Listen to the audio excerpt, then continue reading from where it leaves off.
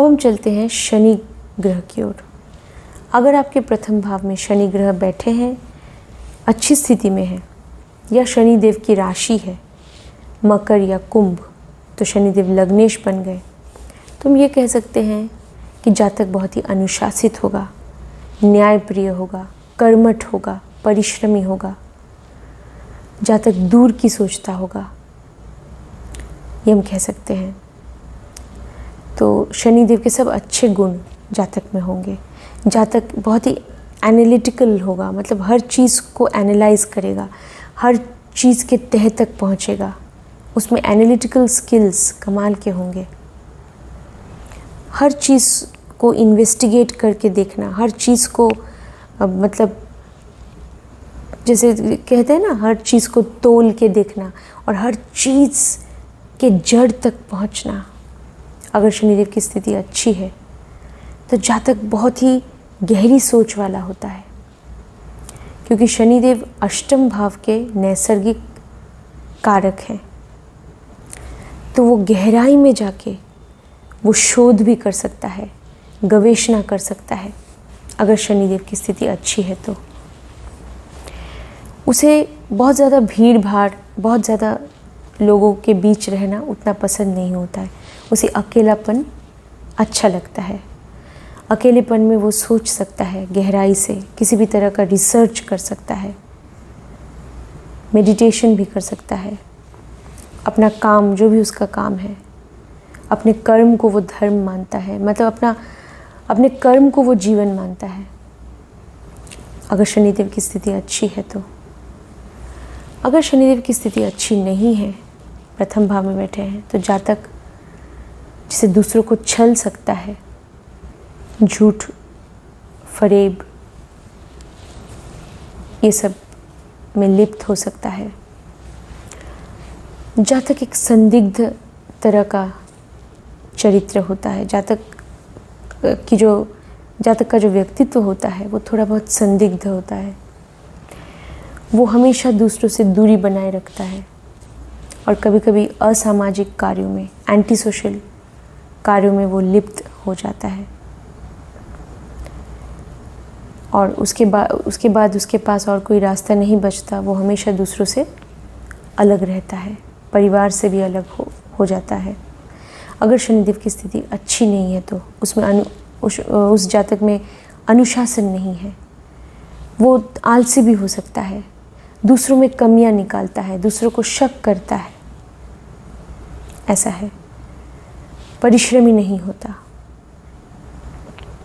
ऐसा हम कह सकते हैं अगर शनिदेव की स्थिति अच्छी नहीं है। अगर वहाँ पे मकर राशि है तो जातक जैसे धन और अर्थ कमाने के लिए बहुत परिश्रम करता है, बहुत ही व्यवस्थित तरीके से वो काम करता है, बहुत ही सिस्टमैटिक ऑर्गेनाइज्ड वे में मकर राशि के जो लोग हैं, अगर लग्न में मकर राशि है तो वो उस तरह से काम करते हैं। और वो बहुत ही प्रैक्टिकल, रियलिस्टिक होते हैं, बहुत ही वास्तविक होते हैं मकर राशि के लोग, ये हम कह सकते हैं। धीरे धीरे अपने लक्ष्य के प्रति वो आगे बढ़ते रहते हैं, लक्ष्य की ओर बढ़ते रहते हैं, ये हम कह सकते हैं। अगर आपके लग्न में कुंभ राशि है, जो कि शनिदेव की मूल त्रिकोण राशि है, वायु तत्व की राशि, तो जातक बहुत ही, जैसे हम कह सकते हैं, उसमें जो उसकी जो सोच है वो बहुत गहरी होती है। वो हर बात के तह तक पहुंच पाता है, रिसर्च कर पाता है, गवेषणा, शोध कर पाता है। साइंटिस्ट हो सकता है, बहुत अच्छा डिटेक्टिव हो सकता है, रिसर्चर हो सकता है, इन्वेस्टिगेटर हो सकता है। अगर कुंभ राशि है तो जातक की जो इंटेलेक्चुअल पावर है वो भी कमाल की होती है, क्योंकि वायु तत्व की राशि है। अगर शनिदेव की स्थिति कुंडली में अच्छी है तो जातक जैसे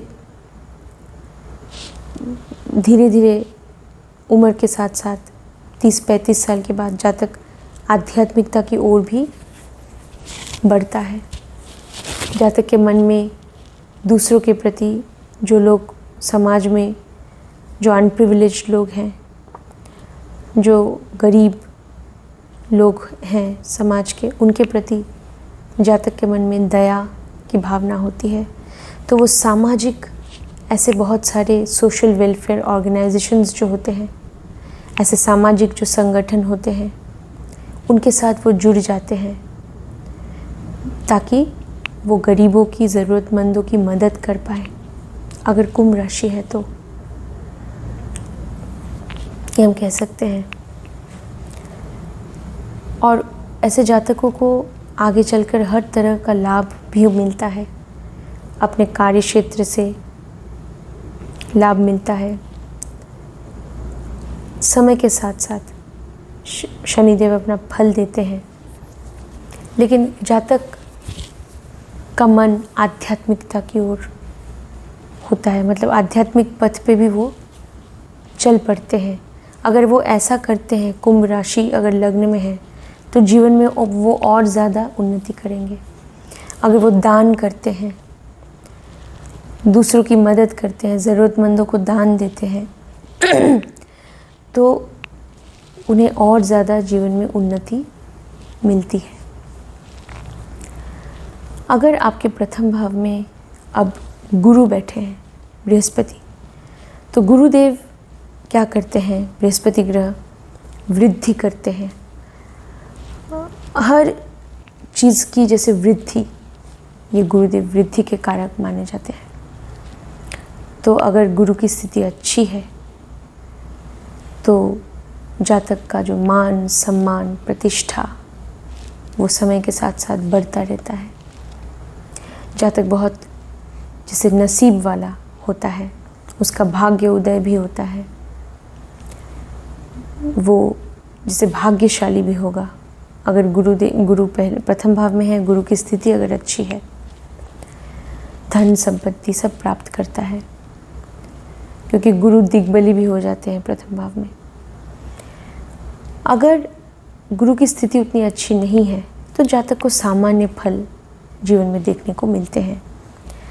अगर जैसे गुरु की स्थिति खराब है तो ऐसा हो सकता है कि गुरु की तब दृष्टि सप्तम भाव पे पड़ेगी तो जातक की जो शादीशुदा ज़िंदगी है वो पीड़ित हो सकती है, ऐसा हो सकता है। और गुरु की स्थिति अच्छी नहीं है, गुरु लग्न के भाव में बैठे हैं जो आपके शरीर और स्वास्थ्य का है, तो जातक का स्वास्थ्य खराब रह सकता है। अगर वहाँ पे गुरु की राशि धनु राशि है और अगर गुरु की स्थिति कुंडली में अच्छी है तो ऐसा जातक भाग्यशाली होगा। धर्म में उसकी आस्था होगी, भगवान के प्रति आस्था होगी, पिता का सम्मान करेगा, हर दायित्व पिता के प्रति, अपने घर के प्रति हर दायित्व का पालन करेगा। उसे आध्यात्मिक विद्या प्राप्त करने की उसके मन में एक रुचि होगी, वो आध्यात्मिक विद्या प्राप्त करना चाहेगा, ऐसा जातक, ऐसा हम कह सकते हैं।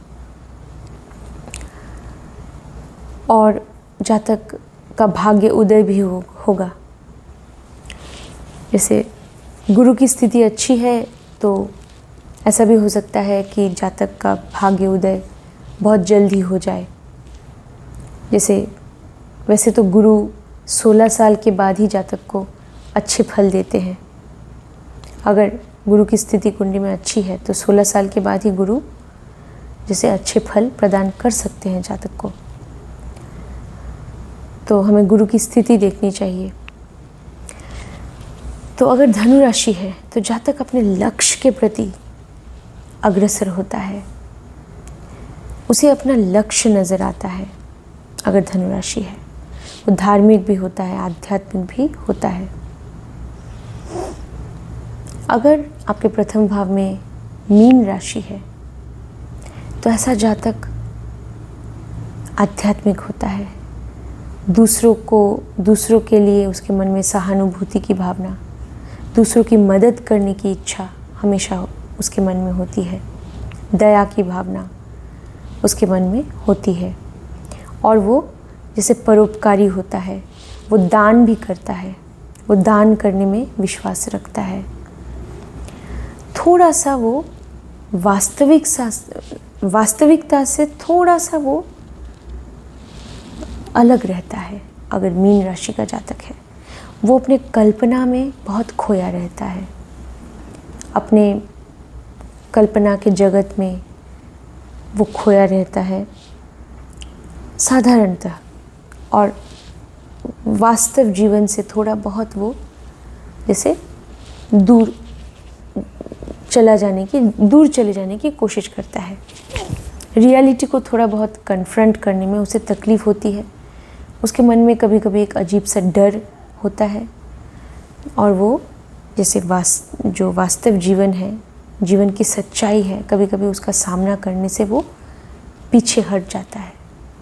लेकिन उसके मन में दूसरों के प्रति दया, सहानुभूति की भावना होती है, ये ज़रूर होती है अगर मीन राशि है। दूसरों के प्रति मन में प्रेम होता है, क्योंकि मीन राशि शुक्रदेव की उच्च राशि है। तो अगर गुरु की स्थिति अच्छी है, शुक्र की स्थिति भी अच्छी है कुंडली में, तो ऐसा जातक जो होगा उसके मन में दूसरों के प्रति बहुत प्रेम और दया की भावना होगी और वो दूसरों की मदद भी करेगा। कल्पना शक्ति बहुत अच्छी होती है उनकी और उनमें बहुत आस्था होती है। वो उनमें जैसे बहुत श्रद्धा होती है धर्म के प्रति, भगवान के प्रति उनके मन में आस्था बहुत होती है। तो अब हम चलते हैं राहु और केतु की ओर। अगर आपके प्रथम भाव में राहु बैठे हैं, अगर राहु की स्थिति अच्छी है, मतलब अगर राहु कन्या राशि में है, वृषभ राशि में है, या अगर मिथुन राशि में है या कर्क राशि में है, तो राहु साधारणतः अच्छे फल देते हैं इन राशियों में। अगर राहु प्रथम भाव में बैठे हैं तो जातक दूसरों को संदेह करता है, उसके मन में शक की भावना तो पैदा होती है, ऐसा होता है। वो हर चीज़ की गहराई तक पहुंचने की कोशिश करता है और वो सच को ढूंढ के निकालने की कोशिश करेगा, मतलब आसानी से किसी पे यकीन नहीं करेगा। अगर राहु देव की स्थिति अच्छी है तो बहुत ही एनालिटिकल होगा और उसमें जैसे किसी भी बात के तह तक पहुंचना वो उसे आता होगा, एनालिटिकल स्किल्स। इसीलिए अगर राहु देव की स्थिति अच्छी है तो ऐसा जातक जैसे टेक्नोलॉजी में बहुत अच्छा हो सकता है, रिसर्च भी कर सकता है। अगर राहु देव की स्थिति अच्छी है प्रथम भाव में, तो जातक जो है उसका दिमाग जो होगा बहुत तेज़ होगा, बहुत तेज़ दिमाग का होगा, ऐसा हम कह सकते हैं। ये प्रथम भाव स्वास्थ्य का भाव है, राहु देव वहाँ बैठे हैं, तो स्वास्थ्य में थोड़ी बहुत परेशानी हो सकती है, लेकिन दिमाग बहुत तेज़ होगा। अगर राहु देव की स्थिति अच्छी नहीं है, और हाँ अगर राहु देव बैठे हैं उनकी स्थिति अच्छी या सामान्य है, तो जातक को रहस्यमय विद्याओं के प्रति जातक के मन में बहुत रुचि होगी। वो ब्लैक मैजिक में भी यकीन रखेगा, काला जादू, तावीज़, इन सब बातों में भी उसे विश्वास होगा और वो मतलब इन सब चीज़ों को भी अपना सकता है। इन सब चीज़ों के प्रति, वो रहस्यमय विद्याओं के प्रति खासकर वो अग्रसर होता है। अगर राहुदेव की स्थिति अच्छी नहीं है तो जातक को किसी भी तरह का नशा हो सकता है, नशे की लत, वो किसी भी तरह का एडिक्शन हो सकता है, चाहे वो धूम्रपान हो, चाहे वो ड्रग्स हो, चाहे वो शराब का सेवन हो, नशा या जुआ खेलने का नशा, ऐसा भी हो सकता है। तो क्योंकि राहु से हम नशे, हर तरह के नशे, बुरे नशे को देखते हैं। वो भ्रमित होगा अगर राहुदेव की स्थिति अच्छी नहीं है। वो अपने ही एक अलग जगत में खोया रहेगा, जिसका वास्तव से कुछ लेना देना नहीं होगा। हर तरह के नियमों को तोड़ता होगा। अगर राहुदेव की स्थिति अच्छी है तो वो सवाल उठाएगा और वो सब कुछ भी, जैसे कोई सामाजिक नियम है, वो आंख मूंद कर उसे मान नहीं लेगा, वो सवाल उठाएगा और फिर वो सोचेगा कि मुझे क्या करना चाहिए। मतलब अगर राहुदेव की स्थिति अच्छी है, राहुदेव की स्थिति अच्छी नहीं है तो वो समाज के नियमों को तोड़ता रहेगा। ये करने में उसे बहुत अच्छा लगता होगा, कुछ भी नहीं मानता होगा, वो समाज के कोई भी नियमों को पालन नहीं करता होगा। ऐसा है, सोच उसकी बहुत अलग होगी। वो विदेश भी जा सकता है ऐसा जातक, क्योंकि प्रथम भाव में राहु है। अगर राहु खासकर कर्क राशि में है या मीन राशि में है तो जातक ज़रूर विदेश जा सकता है। वृश्चिक में भी है तो वो विदेश जा सकता है, क्योंकि ये जल तत्व की राशियां हैं। और वैसे भी राहु का संबंध अगर गुरु से हम जातक को देखते हैं, गुरु के साथ बन रहा है, तो ऐसा जातक हमेशा अपने जन्म स्थान को छोड़ के कहीं और जाके सेटल हो जाता है, कहीं और जाके बसता है। ये सब हम कह सकते हैं। अगर जैसे आपके प्रथम भाव में केतु है, केतु की स्थिति अच्छी है, अच्छी राशियों में है, मकर में है, वृश्चिक में है, धनु में है, मीन में है, तो जातक धार्मिक होगा, आध्यात्मिक होगा। आध्यात्मिकता की ओर उसके मन में बहुत ही एक आध्यात्मिकता की ओर वो अग्रसर होगा और आध्यात्मिकता के प्रति एक लगाव होगा। धर्म स्थलों में जाना उसे पसंद होगा, लेकिन उसे जैसे जीवन के जो भौतिक चीज़ों के प्रति उसके मन में बहुत ज़्यादा लगाव नहीं होता। वो थोड़ा डिटैच्ड होता है। भौतिकता के प्रति वो अग्रसर नहीं होता, या भौतिकता से ज़्यादा उसका लेना देना नहीं होता। अगर केतु की स्थिति अच्छी है तो ऐसा हो सकता है कि जातक सच में आध्यात्मिक होगा और वो थोड़ा सा अलग रहता होगा, क्योंकि केतु अलगाव को भी दर्शाता है, दूसरों से अलग, भौतिकता से दूर ऐसा रहता होगा। उसे अपने कार्य क्षेत्र में उन्नति की प्राप्ति होती है अगर उसे दिशा मिल जाए तो। उसे दिशा मिलनी बहुत ज़रूरी है। अगर केतु प्रथम भाव में है तब केतु जो है वो पताका, जीत का जो पताका है, मतलब जो झंडा है जीत का, उसे दर्शाता है। केतु उस झंडे को दर्शाता है। तो जातक की विजय होती है। जातक अंत में जाके जैसे आगे चलकर 30-35 साल के बाद जातक बहुत ही अपने कार्य क्षेत्र में उन्नति पाता है, सफलता पाता है। लेकिन उसके लिए जातक को एक दिशा मिलना ज़रूरी है। अगर केतु की स्थिति अच्छी नहीं है तो जातक दिशाहीन हो सकता है, क्योंकि केतु के पास सिर नहीं होता, उसका दिमाग या सिर नहीं है, सिर्फ उसका शरीर है। सिर जो है वो राहु का होता है। तो इसीलिए जातक जो है वो भटक सकता है। अगर प्रथम भाव में केतु की स्थिति अच्छी नहीं है, वो भटकता रहेगा जब तक कि उसे गुरु का साथ न मिल जाए, कोई भी गुरु, कोई भी मार्गदर्शक उसे न मिल जाए।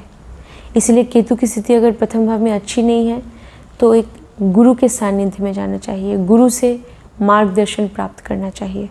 और आपका भी जो गुरु है, बृहस्पति है, उसे बलवान करना चाहिए। इसके लिए गुरु अपने जो गुरु हैं उनसे राय लेनी चाहिए, ताकि आपको जीवन में एक दिशा मिल सके। अगर केतु की स्थिति अच्छी नहीं है प्रथम भाव में तो, क्योंकि जातक दिशाहीन हो जाता है। अगर केतु प्रथम भाव में होता है और उसकी स्थिति अच्छी नहीं होती है तो ऐसा होता है। जातक का मन किसी भी चीज़ में नहीं लगता, वो अपने आप से भी जैसे जुड़ा हुआ नहीं होता, हर चीज़ से वो डिटैच्ड होता है, दूसरों से, हर चीज़ से, परिवार से, अपने आप से भी वो, जैसे हम कह सकते हैं, एक दूरी बना के रखता है। दिशाहीन, उसे नहीं पता होता उसके जीवन में उसे क्या करना है। तो इसके लिए गुरु को मजबूत करना होगा या एक गुरु से परामर्श लेना होगा ताकि जातक को एक दिशा मिल सके जीवन में। तो प्रिय दर्शकों, प्रथम भाव में अगर ये सारे ग्रह बैठे हैं, ये राशियां हैं जिनके बारे में मैंने बात किया, तो आप इस तरह के फल प्रथम भाव से इनकी उम्मीद कर सकते हैं। लेकिन हाँ, कुंडली के और भी बहुत सारे फैक्टर्स हैं और भी बहुत सारी चीज़ें हैं, उनका भी ध्यान रखना होगा। ये एक जनरल तरीके से मैंने बताया, जनरल वे में अगर कोई मतलब राशि है, वहाँ पे कोई ग्रह है, तो किस तरह के फल हम सामान्य जैसे स्थिति में हम किस तरह के फलों की उम्मीद कर सकते हैं, इसके बारे में मैंने आज चर्चा की। तो मेरे चैनल को ज़रूर सब्सक्राइब कीजिएगा, इस वीडियो को शेयर कर दीजिएगा। धन्यवाद।